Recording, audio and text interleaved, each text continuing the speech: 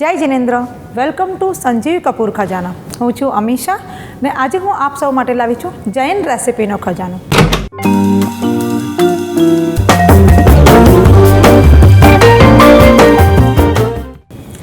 આજે આપણે અહીંયા ડિફરન્ટ ટાઈપની દાળ બનાવશું જે ખૂબ જ હેલ્ધી પણ છે. તો આજે આપણે છોલે રાજમા દાળ બનાવશું, જેની સામગ્રી માટે આપણને લાગશે રાજમા, છોલે, ફ્રેશ ટોમેટો પ્યુરી, તજ, ગરમ મસાલો, સ્વાદ પ્રમાણે મીઠું, લાલ મરચું પાવડર, સફેદ તલ, લીંબુનો રસ, બારીક સુધારેલી કોથમીર, બારીક સુધારેલી પાર્સલી, બારીક સુધારેલા ફુદીનો, ઓલિવ ઓઇલ. હવે આપણે દાળ બનાવવાની તૈયારી કરશું. આપણે એની અંદર ઓલિવ ઓઇલ નાખશું. પહેલાં ઓઇલ ગરમ થઈ ગયું છે. હવે આપણે એની અંદર તજના ટુકડા નાખશું ને જે આ ફ્રેશ ટોમેટો પ્યોરી છે એ પણ એની અંદર નાખી દઈશું. આપણે એની અંદર સફેદ તલ નાખશું,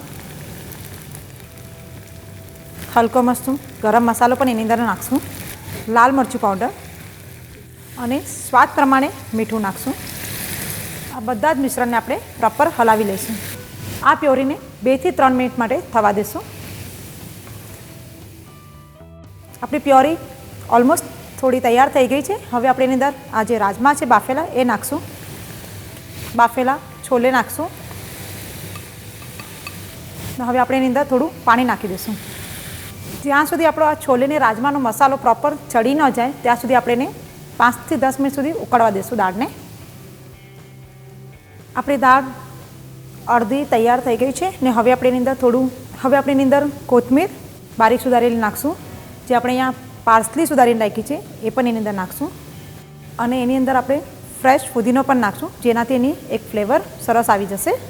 ને આપણે એની અંદર હલકો મસ્ત ઓલિવ ઓઇલ પાછળથી થોડું નાખશું, જેનાથી એક ઓલિવ ઓઇલનું એક ફ્લેવર એની અંદર આવી જાય.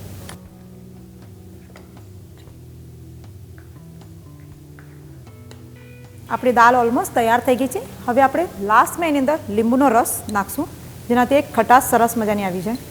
આપણી આ છોલે રાજમા દાળ તૈયાર થઈ ગઈ છે. હવે આપણે એને એક સરસ મજાના બાઉલમાં કાઢી લઈશું.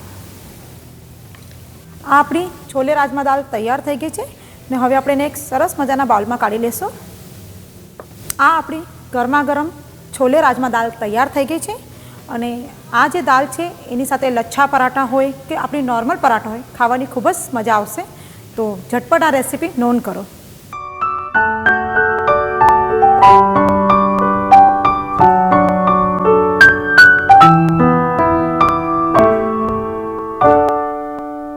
Do subscribe to our channel on YouTube if you like our videos. Stay connected. Happy cooking!